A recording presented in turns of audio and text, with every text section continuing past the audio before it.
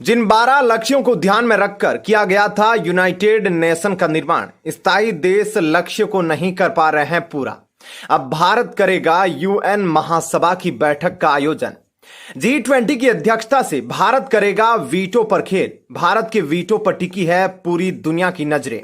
चीन ने हमेशा बिगाड़ा है भारत के वीटो का खेल। चीन के खिलाफ भारत ने शुरू की तैयारी। चीन को मिलेगा अब करारा जवाब।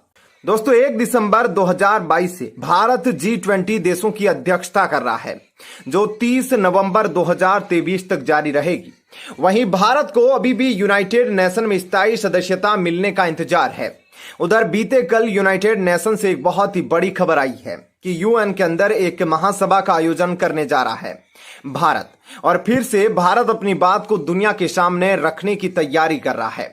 उधर यूनाइटेड नेशन रिफॉर्म को लेकर अमेरिका के अटलांटिक काउंसिल के द्वारा सर्वे भी किया जा चुका है। इस सर्वे में बताया गया है कि जब भी यूनाइटेड नेशन का रिफॉर्म किया जाएगा और भारत ही वो पहला देश होगा जिसे यूएन में स्थायी सीट मिलेगी। भारत के साथ यूनाइटेड नेशन के परमानेंट मेंबर बनने की रेस में ब्राजील, जापान और जर्मनी भी शामिल है। वहीं इसी फरवरी महीने में भी भारत को यूनाइटेड नेशन की मानवाधिकार संगठन का अध्यक्ष नियुक्त किया गया है। यूनाइटेड नेशन का मानना है कि भारत को यूएन का परमानेंट मेंबर बनाया जाए, लेकिन चीन भारत को परमानेंट मेंबर बनने से हर बार रोक देता है।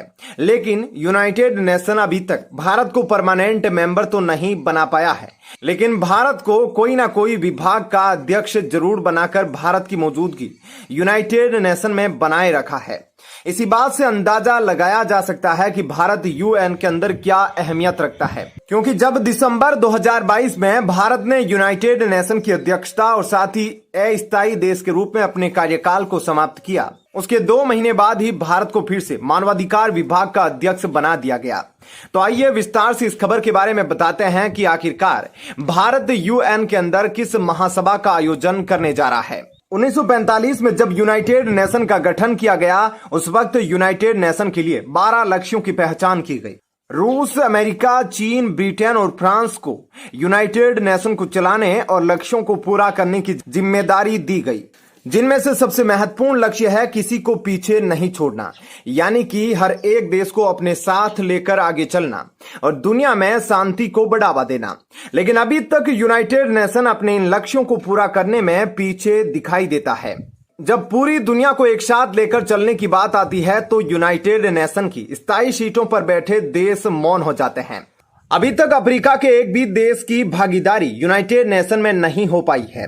वहीं भारत भी दुनिया का दूसरा सबसे बड़ी जनसंख्या वाला देश है और साथ ही सबसे बड़ा लोकतांत्रिक देश होने के बावजूद भी भारत को यूनाइटेड नेशन की स्थायी सदस्यता नहीं मिल पाई है। वहीं जब दुनिया में शांति व्यवस्था कायम करने की बात आती है तो वहां भी यूनाइटेड नेशन पीछे रह जाता है। रूस यूक्रेन का युद्ध हो या फिर अफगानिस्तान में तालिबान का वापस आना, हर बार यूनाइटेड नेशन असफल रहा है। वहीं यूनाइटेड नेशन के लक्ष्यों में एक लक्ष्य महिलाओं और लड़कियों की शिक्षा और उनके जीवन स्तर को बढ़ाने से जुड़ा है। अफगानिस्तान में तालिबान के वापस आने के बाद वहां की महिलाओं, लड़कियों को शिक्षा प्राप्त करने के लिए बाधित किया जा रहा है, लेकिन यूनाइटेड नेशन कुछ नहीं कर पा रहा है। इतना ही नहीं, पाकिस्तान के अंदर लगातार बढ़ रहे आतंकवाद पर भी यूनाइटेड नेशन आज तक कुछ नहीं कर पाया है। जब भारत पाकिस्तान पर आतंकवाद को बढ़ावा देने का आरोप लगाता है तो वहीं चीन, जिसके कंधों पर यूनाइटेड नेशन को चलाने की जिम्मेदारी दी गई, वह अपने वीटो का गलत इस्तेमाल करते हुए पाकिस्तान को बचा लेता है। अब इससे बड़ा दुर्भाग्य यूनाइटेड नेशन के लिए और क्या हो सकता है। वहीं भारत की ओर से यूनाइटेड नेशन के अंदर बीते कल बताया गया है कि अगले महीने यानी कि मार्च 2023 में एक सभा का आयोजन किया जाएगा। इस आयोजन के तहत गांधीयन ट्रस्टीशिप के सिद्धांत के तहत सतत विकास और दुनिया में शांति व्यवस्था कायम करने के मुद्दों पर दुनिया के कई देशों को आमंत्रित किया जाएगा। इस आयोजन की मेजबानी भारत करेगा। वहीं जानकारों का मानना है कि इस आयोजन के दौरान भारत स्थायी सदस्यता पर जोर देने वाला है। बहरहाल इस आयोजन के बारे में अभी ज्यादा जानकारियां सामने नहीं आई है, लेकिन एक बात तो स्पष्ट है कि यूनाइटेड नेशन का अस्थायी सदस्य के रूप में भी भारत अपने 2 साल का कार्यकाल पूरा कर चुका है, लेकिन अभी भी किसी न किसी विभाग के जरिए भारत को जोड़ा गया है। क्योंकि भारत की ओर से पहले भी कहा जा चुका है कि अगर भारत को स्थायी सदस्यता नहीं मिली तो यूएन के खिलाफ किसी दूसरे संगठन का निर्माण हो सकता है। दोस्तों, यह तो थी इस वीडियो की पहली खबर। अब आइए आपको दूसरी खबर के बारे में बताते हैं। दरअसल यह खबर भारत और चीन से संबंधित है। भारत चीन के लिए एक नहीं बल्कि तीन खतरनाक तैयारियों को एलएसी बॉर्डर पर पूरी कर चुका है। भारत और चीन के बीच 1962 का जो युद्ध हुआ था उसकी एक अहम वजह चीन का हाईवे था। चीन में G219 नाम के हाईवे का निर्माण 1951 में किया गया था, जिस पर भारत रोक लगा रहा था, लेकिन घुसपैठिया चीन नहीं रुका और दोनों देशों के बीच युद्ध शुरू हो गया। इस युद्ध में चीन के द्वारा भारत के 38,000 वर्ग किलोमीटर पर चीन ने कब्जा कर लिया, जिसे आज अक्साई चीन कहा जाता है। चीन यही नहीं रुका, अब चीन दोबारा से पूरे अरुणाचल प्रदेश पर अपना कब्जा बता रहा है। वहीं चीन एक रेलवे लाइन भी बिछा रहा है जो शिनजियांग प्रांत से होकर तिब्बत को जोड़ने वाली है। शिनजियांग और तिब्बत के बीच में चीन ने जिन इलाकों पर भारत का तनाव बना हुआ है सभी उसके अंदर ही आते हैं, जिसमें अक्साई चीन, गलवान वैली, हॉट स्प्रिंग और पेंगोंग लेक शामिल है। इसके अलावा चीन एक और खतरनाक साजिश रच रहा है।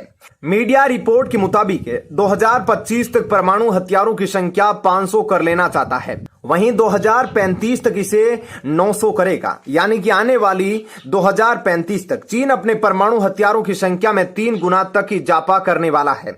वहीं चीन का भारत के तरीके नो फिस्ट न्यूज पॉलिसी के सिद्धांत का पालन करता है, लेकिन जापान का दावा है कि चीन अपनी इस पॉलिसी को छोड़ सकता है। उधर चीन रूस यूक्रेन युद्ध को देखकर अपने आप को मजबूत करना चाहता है। रूस के पास दुनिया में सबसे ज्यादा परमाणु हथियार है, इसलिए नाटो देश रूस पर हमला नहीं कर पा रहे हैं। इसी के अनुरूप ही चीन भी ताइवान और भारत में घुसपैठ कर रहा है। चीन की चालबाजी को देखकर भारत ने भी 3 बड़े स्टेप उठाए हैं। दरअसल 1962 जब चीन से युद्ध हुआ तो उसके बाद ही आईटीबीपी का निर्माण किया गया था, यानी कि चीन के लिए ही खासकर आईटीबीपी सेना बनाई गई। अब चीन से कभी भी युद्ध हो सकता है, उसी को देखते हुए आईटीबीपी की ताकत बढ़ाने के लिए 7 नई बटालियन को तैयार किया जाएगा, यानी कि चीन के लिए भारत में 9,400 सैनिकों को शामिल किया जाएगा। वहीं आईटीबीपी वो फोर्स है जो चीन से लगती 3,488 किलोमीटर सीमा की निगरानी करती है।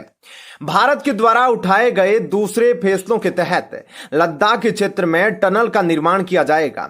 भारत का टनल कार्यक्रम चीन को बहुत परेशान कर रहा है। इसके तहत भारतीय सेना 4 किलोमीटर लंबी सुरंग का निर्माण करेगी, जिन क्षेत्रों में बर्फबारी ज्यादा होती है।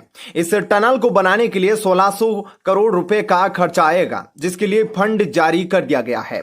वहीं तीसरे फैसले के तहत भारत चीन से लगती सीमा में वाइब्रेंट विलेज का निर्माण कर रहा है। दरअसल जब पाकिस्तान से कारगिल युद्ध हुआ था तो सबसे पहले एक स्थानीय नागरिक ने ही सबसे पहले सूचना दी थी कि पाकिस्तान की सेना भारतीय क्षेत्रों की तरफ आगे बढ़ रही है। वहीं अब चीन के खिलाफ जिन वाइब्रेंट विलेज का निर्माण किया जा रहा है वहां पर इंफ्रास्ट्रक्चर को डेवलप किया जाएगा और उन स्थानीय लोगों को भारतीय सेना अपने संपर्क में रखेगी। ऐसे में आपका क्या कहना है इस खबर पर जरूर बताएं। धन्यवाद।